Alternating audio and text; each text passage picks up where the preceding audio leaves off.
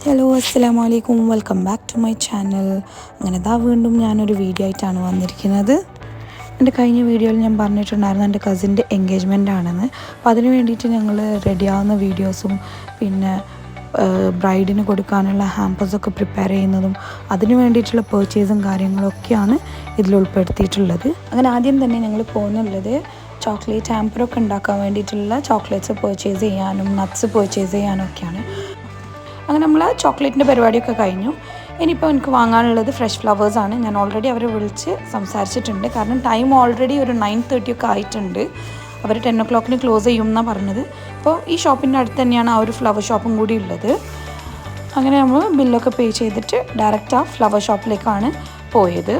ഇപ്പം ഞാൻ chocolate സെറ്റാക്കാനുള്ള hamper മാത്രമേ വാങ്ങിയിട്ടുള്ളൂ.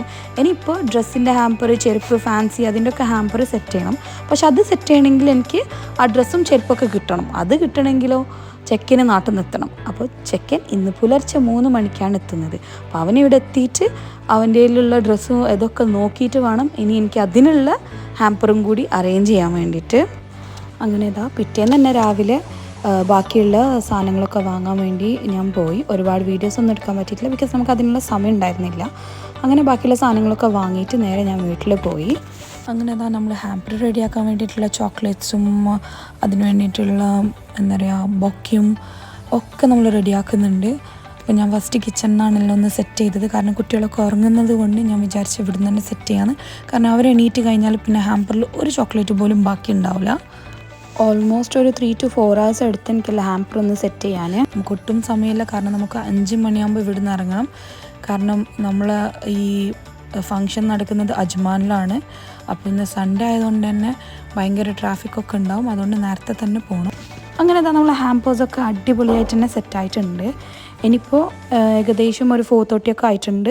ഇവിടെയാണ് നമ്മൾ കസിൻസൊക്കെ വന്നിട്ടുള്ളത്. എന്നിട്ട് ഇവിടെ നമ്മളെല്ലാവരും ഒരുമിച്ചിട്ടാണ് പോകുന്നത്. അങ്ങനെ ഒരു 5:30 മണിയാകുമ്പോൾ എല്ലാവരും പോയി. ഞങ്ങൾ ഇറങ്ങാനൊരു 6:15 ആയിട്ടുണ്ടായിരുന്നു.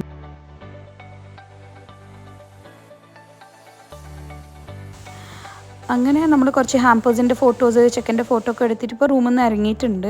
കാരണം അവിടെ എത്തിയ ആൾക്കാരൊക്കെ ഞങ്ങൾ വിളി തുടങ്ങി, നിങ്ങൾ ഇറങ്ങിയോ എന്ന് ചോദിച്ചിട്ട്. അങ്ങനെ നമ്മളിത് ഓരോ സാധനങ്ങളും എടുത്തിട്ട് നമ്മളിപ്പോൾ പോവാണ്.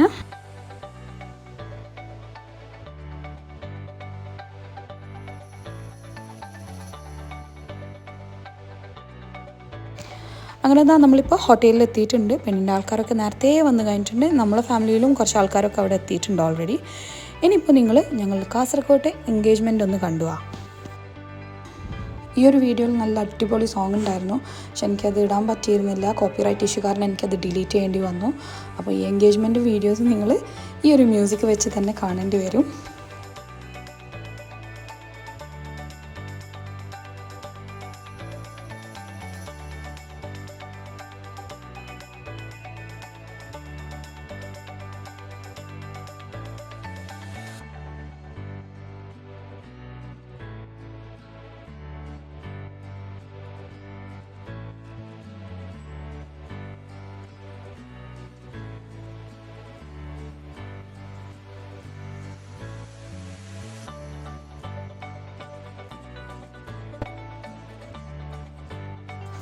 അങ്ങനെ നമ്മൾ ചെക്കൻ്റെ എൻഗേജ്മെൻറ്റ് കഴിഞ്ഞു. അൽഹംദുലില്ലാ എല്ലാം വളരെ ഭംഗിയായി തന്നെ കഴിഞ്ഞിട്ടുണ്ട്.